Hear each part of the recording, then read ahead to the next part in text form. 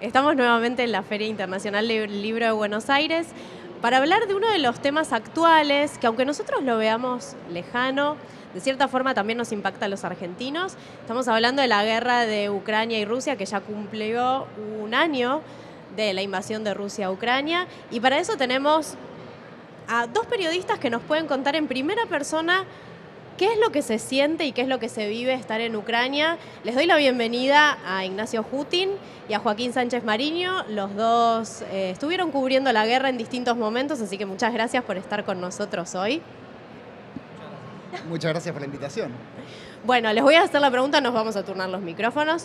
La primera pregunta es, ¿en qué periodo estuvieron en Ucrania y qué fue lo primero que les llamó la atención? Bueno, empiezo yo que tengo el micrófono en la mano. Sí, yo estuve antes, es cierto. Yo creo que siempre hay que partir de una base, hay que recordar que la guerra no empieza el 24 de febrero de 2022, sino que empieza en 2014. No hay que olvidarse de esos 8 años de guerra, no hay que olvidarse de la destrucción de esos 8 años, no hay que olvidarse de los muertos de esos 8 años, no hay que olvidarse del quiebre de las relaciones entre Rusia y Ucrania en esos 8 años. Y la guerra fue muy activa entre 2014 y 2015. Yo estuve en 2017, cuando era una época de una guerra más bien estancada, con 2 territorios fuera del control del gobierno central ucraniano, 2 territorios que se habían declarado independientes, Donetsk y Lugansk, como repúblicas autoproclamadas. Y yo quería ver qué había pasado con esa guerra que había empezado en 2014, que había sido muy activa hasta 2015 y de pronto había desaparecido del mapa. No se hablaba de ese tema. Y quería ver cómo se vivía a los 2 lados de la línea de contacto. Cómo se vivía en esta región partida, que es el Donbass, el este de Ucrania. Una zona controlada por Rusia o por repúblicas autoproclamadas y una zona controlada por el gobierno ucraniano.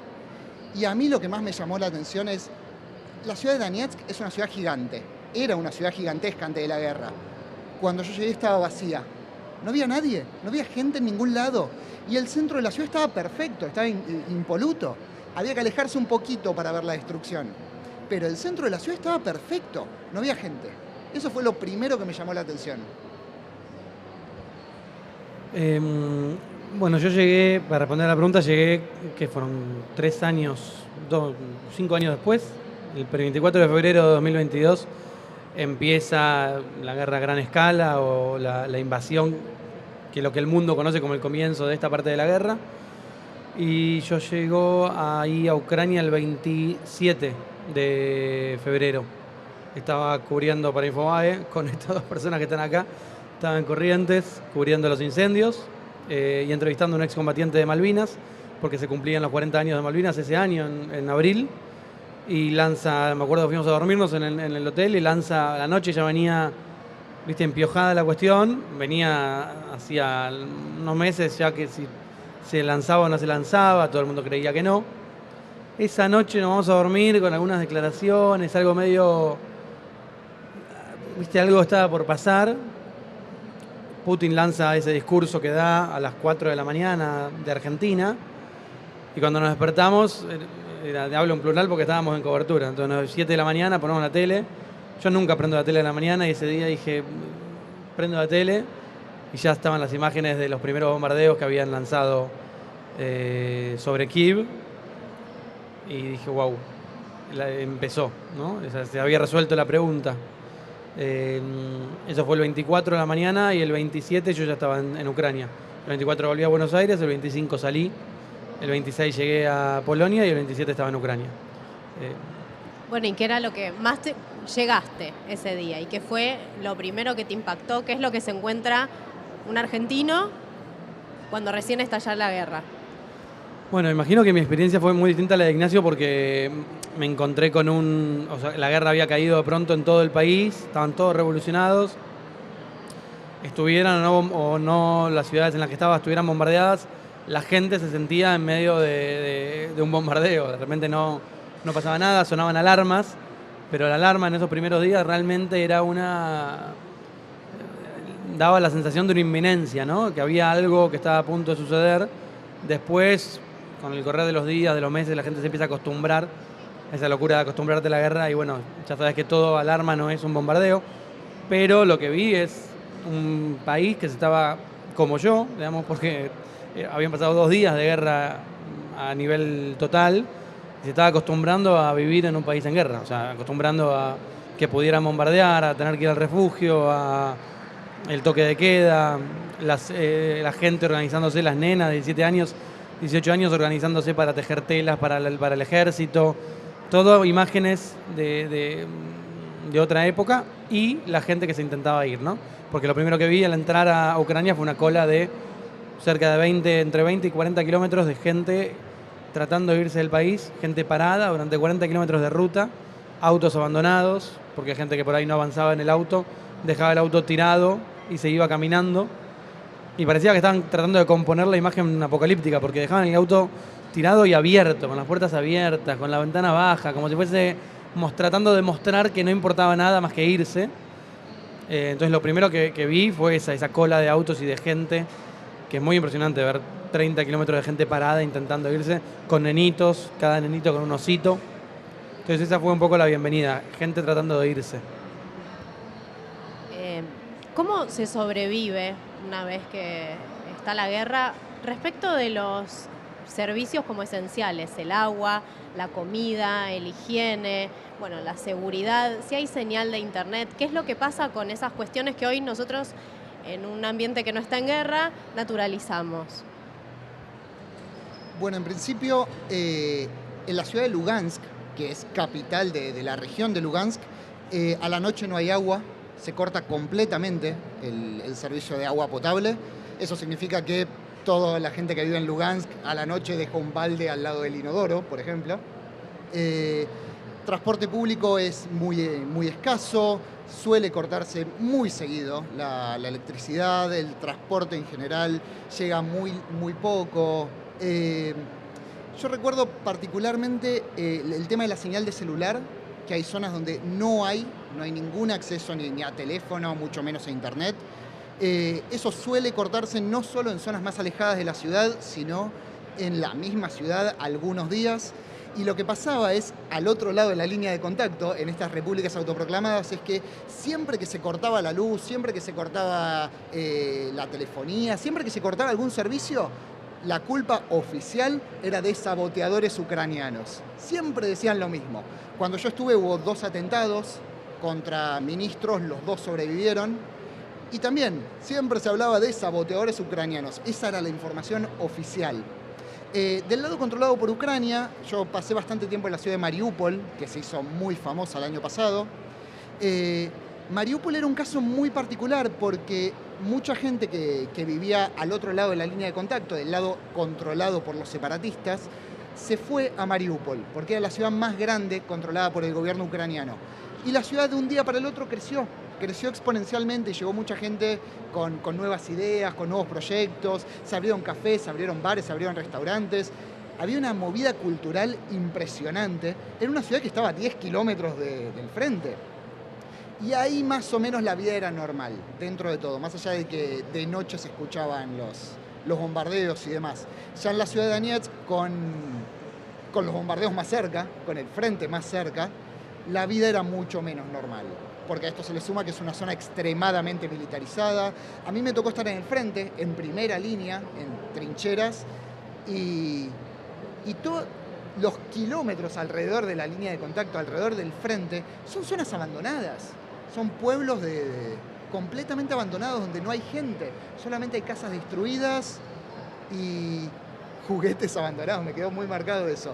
Y lo otro que recuerdo mucho de esa zona es soldados que me contaban, soldados españoles, que son con los que más tuve contacto, que me contaban libros que se robaban, porque quedan en casas abandonadas y quedan tirados, entonces me los llevo.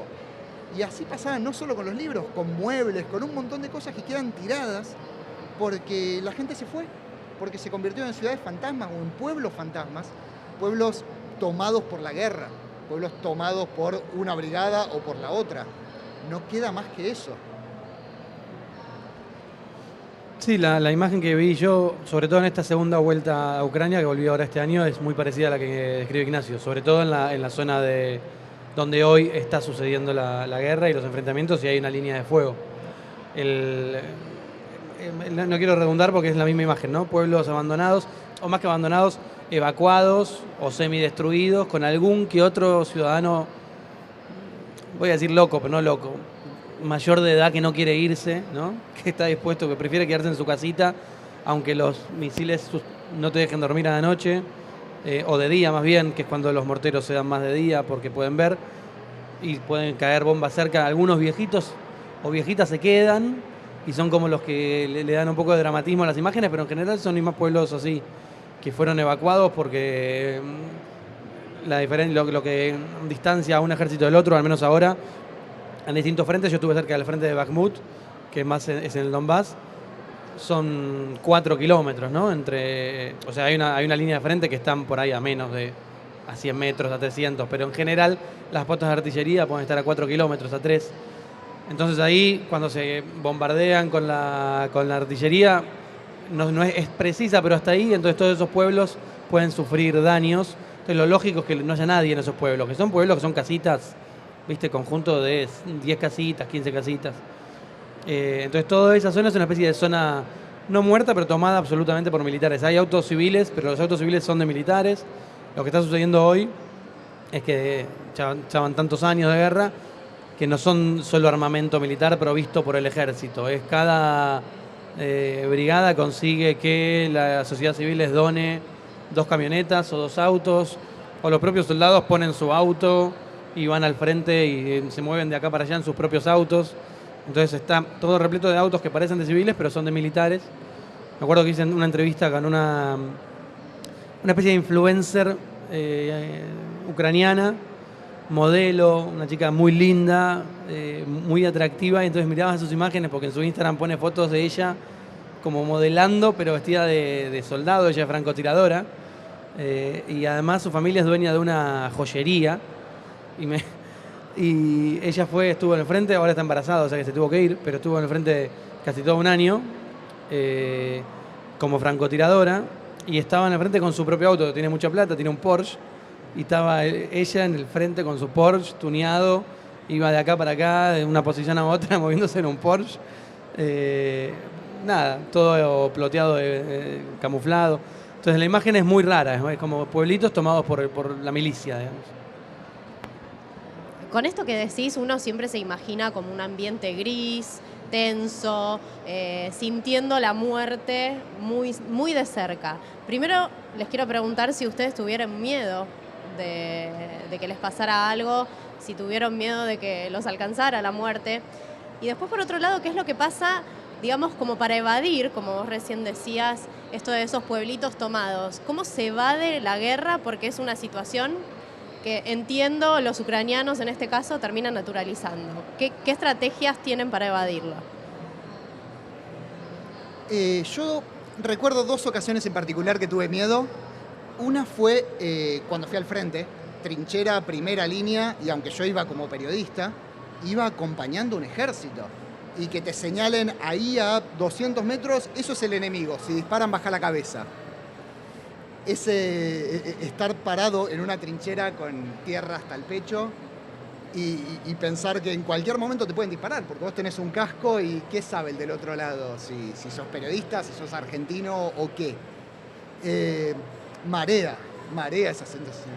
Y eso que yo estuve en una época relativamente tranquila, pero aún así el saberse en esa situación es muy extraño. Y la otra situación que recuerdo fue en un búnker civil, un búnker subterráneo, a unos 200 metros del frente, en un barrio completamente abandonado, al oeste de Donetsk, donde vivían, como decía Joaquín, vivían gente grande, ancianos, sobre todo mujeres, que vivían en ese barrio y no se quisieron ir.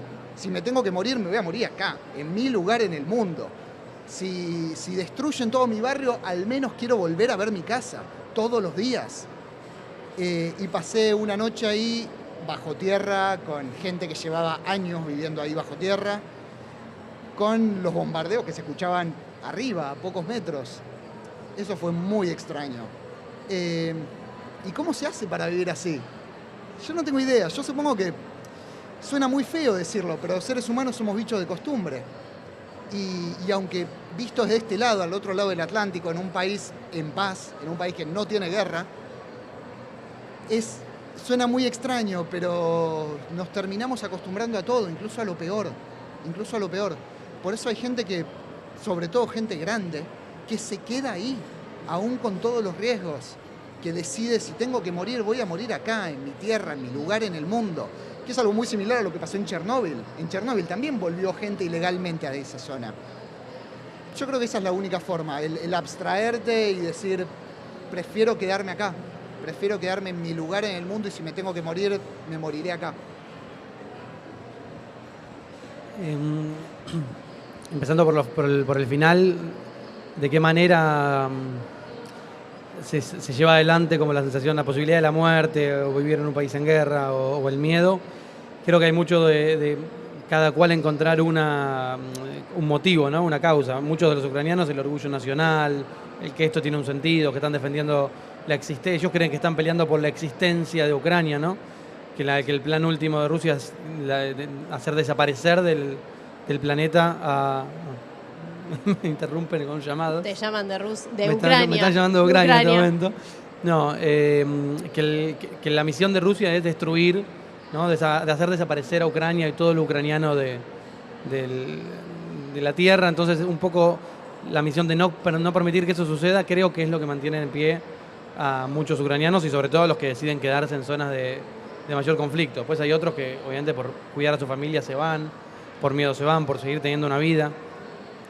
Y creo en lo personal, y supongo que Ignacio es lo mismo, lo que te mantiene ahí, a pesar del peligro, en mi caso me aferraba a la idea de que mi oficio tiene un sentido, o que tiene un sentido contar esa historia, porque realmente estás poniéndote mucho en riesgo, sin sentido, si querés, ¿no? Porque uno dice, bueno, por tener un poco esta sensación, por poder contar cómo es estar en la línea, por poder recoger alguna historia de un combatiente, estoy en un lugar donde pueden empezar un ataque ahora mismo y no la cuento.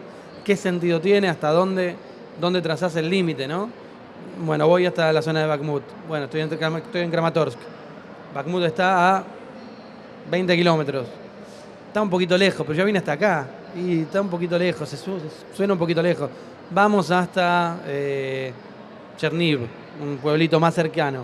Bueno, ahí estamos a 7 kilómetros. Pero ¿por qué no ir hasta Bakhmut, no? Es entrar y salir. No sabes dónde poner ese límite que en algún momento te puede salir mal. Y todo eso, atándolo con la primera parte de la pregunta, todo eso son todos momentos de miedo permanente y total, al menos en mi caso. Hay algunos otros periodistas que van completamente inconscientes, que no les importa nada, que tienen más experiencia, que no sé, miran al peligro con más temple. Para mí todas esas situaciones son de mucho miedo, de mucha tensión. Pero bueno, desgraciadamente es como el primer día sonaba una alarma y decía, wow, quiero ir bajo techo. El segundo día decía, bueno, hago 2 fotos más y voy al búnker. El tercer día decías, bueno, sigo durmiendo en mi cuarto, no voy al búnker. Y ya así pasó, después de un mes sonaba la alarma y yo seguía durmiendo al lado de la ventana. Entonces esa es una especie de estupidez que también te permite seguir viviendo. Les hago la última pregunta y les quiero agradecer también por haber estado con nosotros charlando. ¿Creen que la guerra se va a terminar? Yo no le veo salida pronta. En principio porque no veo ninguna posibilidad de que Rusia gane. Hay que ver qué significa ganar para Rusia, si controlar qué tanto territorio. Pero veo menos posibilidad aún de que hoy, en el corto plazo, Ucrania recupere todos los territorios que están bajo control ruso. Yo creo que a lo máximo que se puede aspirar en un corto plazo, y un corto plazo quiere decir por lo menos este año, si no también 2024, es un armisticio.